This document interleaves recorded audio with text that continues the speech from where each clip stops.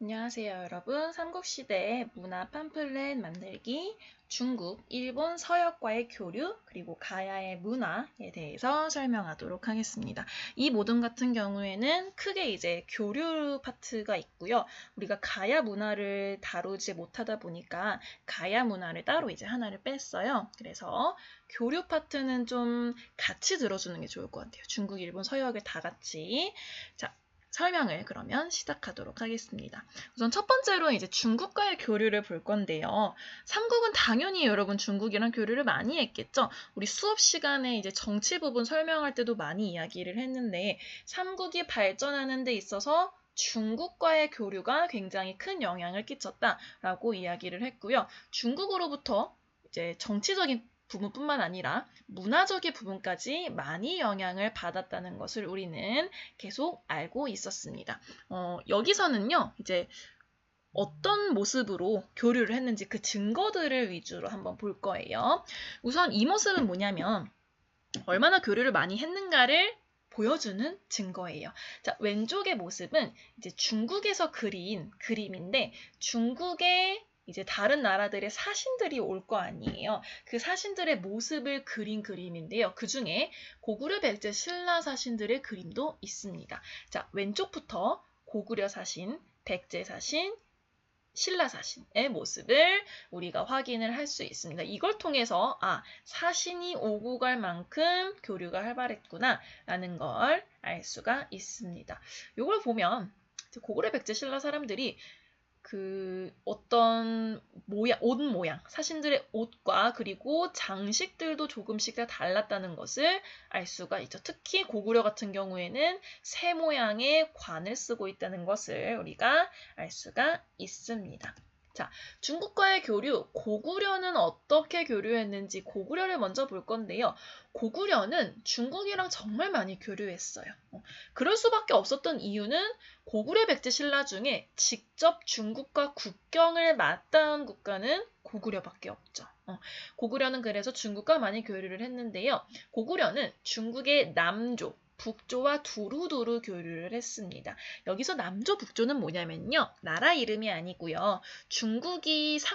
우리나라가 삼국시대일 때 중국은 굉장히 여러 나라로 분열이 되어 있었어요.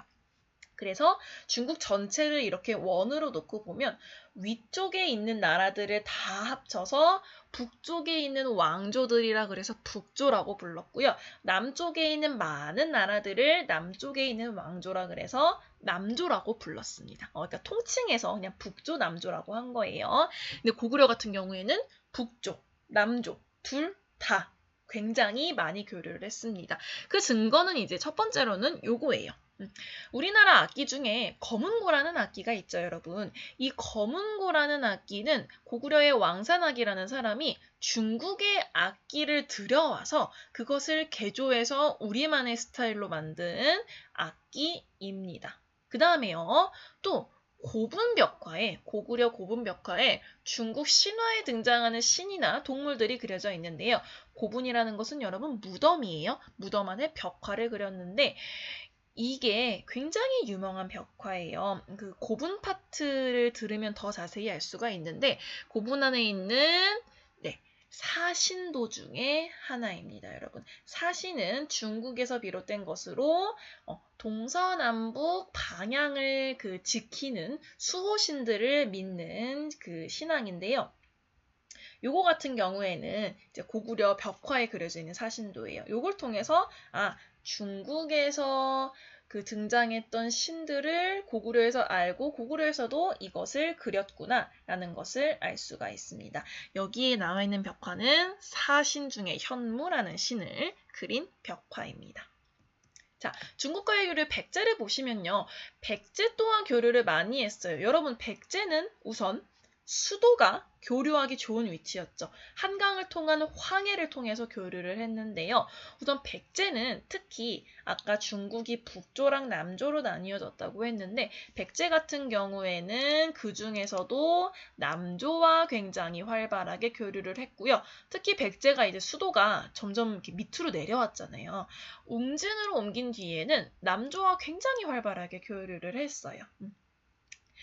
그리고 백제 같은 경우에는 그 바다를 이용한 교류를 주도했던 나라입니다. 바다를 통해서 중국, 그 다음에 가야, 바다 건너 외를 연결하는 해상 교역을 주도한 나라여서요. 이 교류를 통해서 백제는 중국의 문화를 가야와 외에 전달하는 역할을 했다는 거 알아두시면 좋겠습니다. 백제가 중국과의 교류를 했다는 증거 중에 가장 우리가 유명한 것은 바로 무령왕릉이라는 무덤입니다. 백제의 무령왕이라는 사람이 있었는데요. 웅진시대 왕이었죠. 그 왕의 무덤이 바로 요건데 요것도 이제 고분 부분을 들으시면 알 수 있는 부분인데 우리나라 무덤에서 벽돌을 가지고 무덤을 만들진 않아요. 이 무덤이 유일한 사례입니다. 왜냐하면 벽돌은 중국에서 굉장히 많이 쓰는 재료이기 때문이에요. 중국에서 집이나 무덤이나 탑을 만들 때 벽돌을 굉장히 즐겨 썼는데 우리나라에서 갑자기 벽돌을 사용해서 무덤을 지었다는 건 중국의 영향을 받았다는 걸 알 수가 있고요. 특히 이 무덤은 중국 남조의 고분 양식의 영향을 받은 것입니다. 그래서 무령왕릉이 대표적인 사례라는 거 알아두시면 되겠습니다. 자, 그 다음은요, 이제 서역과의 교류인데요. 서역 처음 들어보는 이름이죠. 우리가 일단 서역이 뭔지부터 알아둬야 되는데요. 서역은요, 여러분, 나라가 아니고요. 중국 서쪽 지역을 의미해요. 그러니까 요 부분이 중국이잖아요. 요렇게가 우리가 중국의 영토인데 이거는 중국 사람들이 부르는 이름이에요. 중국의 서쪽에 있는 요쪽 지역이죠. 여기 굉장히 넓은 부분. 요쪽을 다 서역 지방이라고 합니다.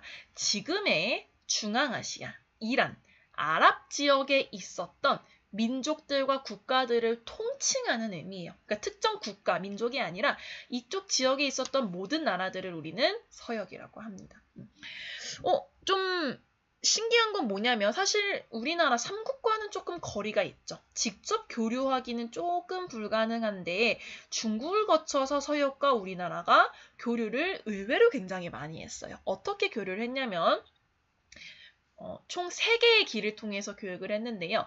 여기 이렇게 색깔로 길이 나와 있어요, 여러분. 자, 첫 번째 초원길을 통해서 교류를 했습니다. 초원길은 여기에 굉장히 넓은 초원이 있다 그래서 초원길이라고 하는데요. 초원을 통해서 중국과 인접한 초원의 민족들과 교류를 했고요. 두 번째는 사막길이에요. 주황색. 사막길은 여러분 한번 들어보셨을 거예요. 실크로드. 중국이 그 서역에 있는 사람들과 비단을 주고받는 교류를 했는데요. 그 교류의 길이 바로 이 주황색 길이었어요.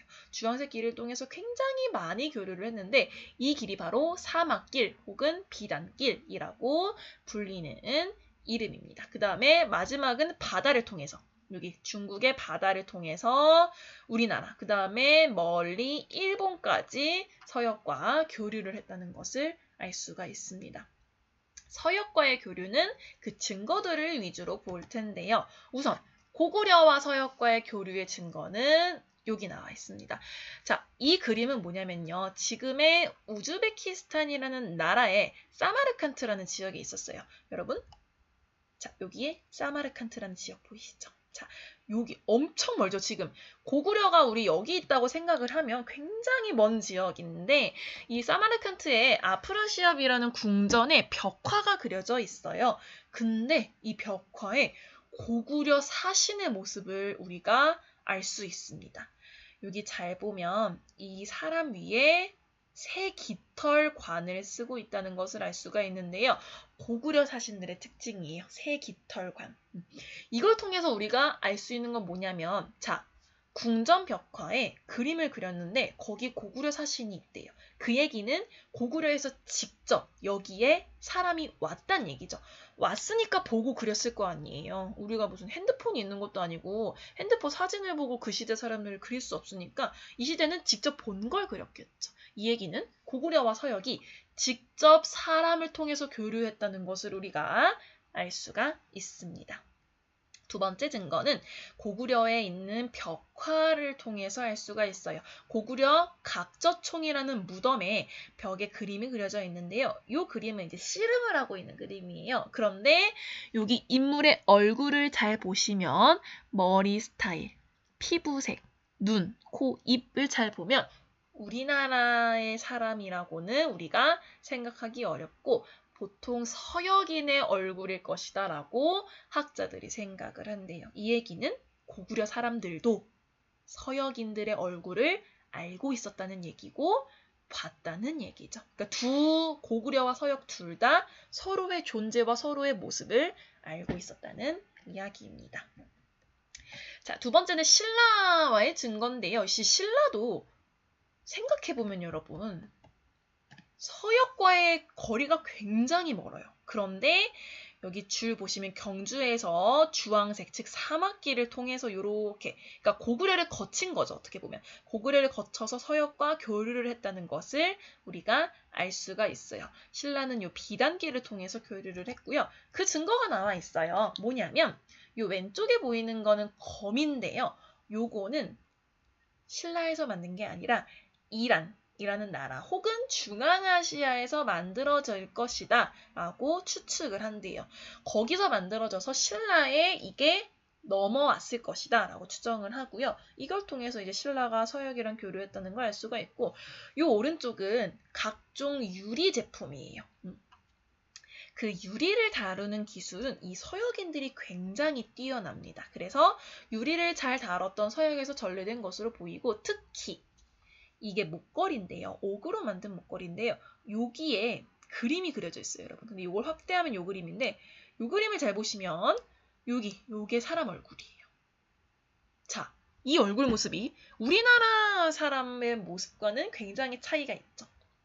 이걸 통해서 이 얼굴이 서역인의 얼굴일 것이다. 즉 서역에서 만들어져서 왔든지 아니면 신라에서 만들었는데 서역인의 얼굴을 그렸던지 어쨌든 교류가 있었다는 것을 우리가 알 수가 있습니다.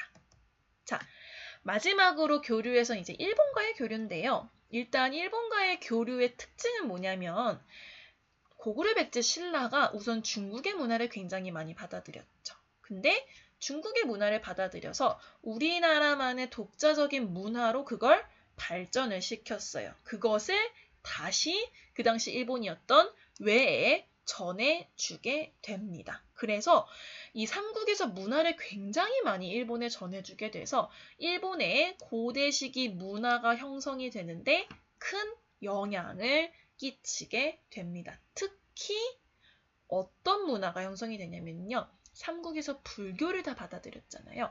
불교를 일본에 전해준 게 삼국이에요. 즉 일본에서 불교가 유행하고 불교와 관련된 문화가 형성되는데 이 삼국이 굉장한 큰 역할을 합니다.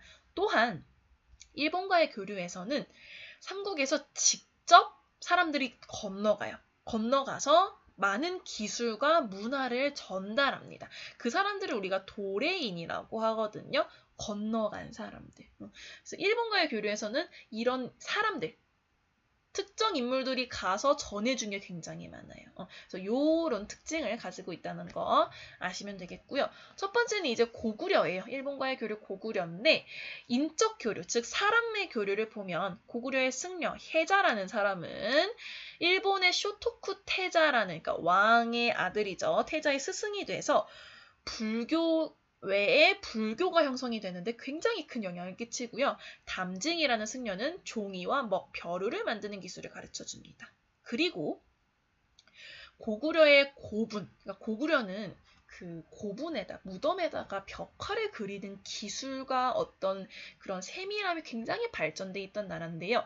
이 고분 벽화도 일본에 전해져요. 그래서 여기 왼쪽에 있는 그림은 고구려의 벽화고요. 오른쪽에 있는 건 일본의 벽화인데요. 인물을 묘사하는 거 그리고 이 치마의 모습을 통해서 고구려의 고분 벽화가 일본에 전해져 굉장히 영향을 끼쳤다는 것을 우리가 알 수가 있습니다. 자, 두 번째는 백제인데요. 백제는 진짜 많이 전해줬어요. 선생님이 수업 시간에도 백제와 외는 굉장히 긴밀한 사이였다라는 걸 말해줬죠. 그래서 백제는 정말 일본에 많은 영향을 끼쳤는데 일단 아직기, 왕인이라는 그 유학 박사들이 한자와 유학, 천자문 이거 다 중국 거잖아요. 이 중국 것을 전해줬고요. 성왕이라는 왕 때의 승려, 노리사치계가 또한 불교, 심화된 불교의 교리나 불상들을 전해줍니다. 그 다음에 그 여러 기술자들이 직접 백제에 건너가서 이거 오타죠, 여러분. 일본에 건너가서, 죄송해요, 여러분. 여러 기술자들이 일본에 건너가서 일본의 절을 만드는 거, 불상을 만드는 거, 이런 기술들을 다 전해줍니다. 그래서 아까 말한 것처럼 일본의 불교 문화가 형성이 되고요. 그리고 특히 백제는요, 일반 사람들도 일본에 굉장히 많이 넘어갔어요. 그래서 마을을 형성했고 지금도 일본에는 백제촌이, 그 당시 넘어왔던 백제 사람들의 후예가 살고 있는 백제촌이 남아있을 정도로 많은 사람들이 건너갔습니다. 그래서 백제를 비롯한 삼국 문화의 전달로 일본에서요, 아스카 문화라는 문화가 성립이 되게 되는데요. 아스카 문화는 일본에서 만들어진 최초의 불교 문화이며 국제성이 풍부한 문화예요. 즉, 우리나라의 문화가 일본의 문화 형성에 많은 영향을 끼쳤다는 것을 알 수 있습니다. 자, 요거 보시면요, 여러분. 일본에 백제가 전달해 준 거, 가야가 전달해 준 거, 신라가 전달해 준 거, 고구려가 전달해 준 거, 많은 것을 전달해 주었다는 것을 우리가 이 지도를 통해서 확인할 수 있고요. 자, 일본과의 교류 백제는 너무 많아요. 특히 불교와 관련된 게 많은데요. 왼쪽에 보이는 거 일본의 굉장히 유명한 절인 호류사라는 절인데요. 이 절을 만들 때 백제에서 건너간 기술자들이 직접 참여해서 만들었다고 해요. 그리고 이 호류사에 있는 백제 관음상, 이건 불상인데요. 이 불상도 백제왕이 직접 기술자에게 명해서 일본에게 전달하라고 한 불상이에요. 이런 불상이 일본에 왔기 때문에 일본에서도 이제 요걸 모티브로 많은 불상들을 만들었겠죠. 그 다음에 요 오른쪽에 있는 게 굉장히 유명한데요, 여러분. 호류사에 있는 나무로 만든 미륵보살 반가상이라는 불상입니다. 여러분, 일본의 국보 1호예요. 자, 1호인데요. 이 불상은요, 삼국의 불상의 영향을 받아서 만들어진 거예요. 왜냐하면 거의 똑같이 생겼죠, 여러분. 자, 손의 위치, 발의 위치, 그 다음에 주름, 요 얼굴의 표정, 관, 모두 다 비슷하게 생겼는데요. 여러분, 이 왼쪽에 있는 거는요. 요것도 우리나라의 불상이에요. 요거 이제 불상 파트에서 굉장히 자세하게 다뤘던 건데 왼쪽에 있는 게 우리나라 삼국시대에 만든 불상이에요. 그러니까 백제, 신라, 고구려가 외에 굉장히 많은 영향을 끼쳤고 불상까지 이렇게 비슷하게 만들 만큼 굉장히 많은 영향을 받았다라는 걸 우리가 알 수가 있죠. 자, 마지막으로 이제 교류와는 조금 다른 얘기인데 가야의 문화를 볼 거예요. 자, 가야 문화도 우리가 짚고 넘어가야 하는 게 뭐냐면 가야는 여러분 수업 시간에 말했죠. 어디에 정복이 됐어요? 네, 신라에 정복이 됐어요. 신라의 정복이 되었기 때문에 오히려 이 가야의 문화가 신라의 문화에 녹아 들어갑니다. 그래서 가야 문화가 신라 문화 발전에 굉장히 큰 영향을 끼치고요. 그 다음에 가야 문화의 특징은 뭐냐면 가야라는 나라는 해상 교류가 활발했어요. 바다를 통한 교류가 활발했는데 이런 이야기가 있어요. 금관가야를 세웠던 김수로의 부인이 기록에 따르면 저 멀리 바다 건너 인도에 있는 아유타국이라는 국에서 건너온 허왕옥이라는 설화가 있는데요. 이런 설화가 있다는 건 뭐냐면 그만큼 가야가 바다를 통한 교류가 굉장히 활발한 나라였다는 것을 우리가 알 수 있겠죠. 네, 해상 교류가 활발했고 세 번째로는 이 바다를 통해서 이제 백제, 가야, 외가 서로 연결이 되어서 문화를 주고받았고요. 그래서 가야 문화도 외의 문화에 굉장히 큰 영향을 끼치게 됩니다. 자, 가야의 문화 보시면 우선 첫 번째 문화재는 요거예요. 탑인데요. 우리나라에 있는 탑이랑은 정말 다르게 생겼죠. 여러분 그 불국사에 있는 석가탑, 다보탑 떠올려 보시면 굉장히 다른데요. 이게 이제 파사석탑이라고 하는 탑인데 경상남도 김해시, 가야 지역에 있었던 건데요. 자, 아까 김수로의 왕비가 인도에서 건너왔다고 했잖아요. 근데 기록에 따르면 이 허왕옥이 배를 타고 이제 바다를 건너오는데 바다를 건너올 때는 파도가 굉장히 무섭잖아요. 그래서 파도의 신, 파신의 노여움을 잠재우기 위해서 배에다가 이 탑을 싣고 왔다고 전해져 옵니다. 그러니까 불교, 그러니까 부처님의 힘을 빌어서 파신의 노여움을 잠재우기 위했던 거죠. 그러니까 이것도 우리가 가야가 해상교류가 활발했다는 거 알 수 있고요. 두 번째로는 여러분, 이게 이제 일본에 있는 신라 가야금인데 가야금. 여러분 아시죠? 가야금이라는 악기. 우리나라 전통 악기잖아요. 근데 이름이 가야금이네요. 가야와 관련이 되어 있는 악기입니다. 가야에 살고 있던 우룩이라는 사람은요. 중국의 악기를 본떠서 가야금이라는 악기를 만들었는데요. 이제 그 당시에 가야가 거의 신라에게 나라가 넘어가기 직전에 이 우룩이 신라의 이 가야금을 가지고 망명을 합니다. 신라에 넘어가요. 그래서 그때부터 이 가야금이 신라에 널리 퍼져 사용이 되었고 가야금을 이용해서 독특한 신라 음악이 발전하게 됩니다. 그 다음에 요건 이제 아까 가야의 문화가 외한테도 많이 영향을 끼쳤다 그랬잖아요. 왼쪽 보시면 요게 이제 가야의 여러 가지 토기들이에요.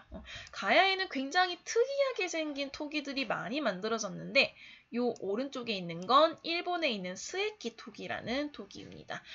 비슷한 모습이 나와 있죠. 가야의 독특한 토기 문화가 일본의 토기 제작에도 영향을 끼쳤다는 걸 알 수 있고요. 마지막으로 요거는 파형 동기라고 해서 바람개비 모양인데요. 요거는 우리가 방패 끝에다가 이렇게 다는 장식 같은 건데 이게 일본에서 굉장히 많이 나오는 유물이래요. 근데 이게 가야의 무덤에서 발견이 됐어요.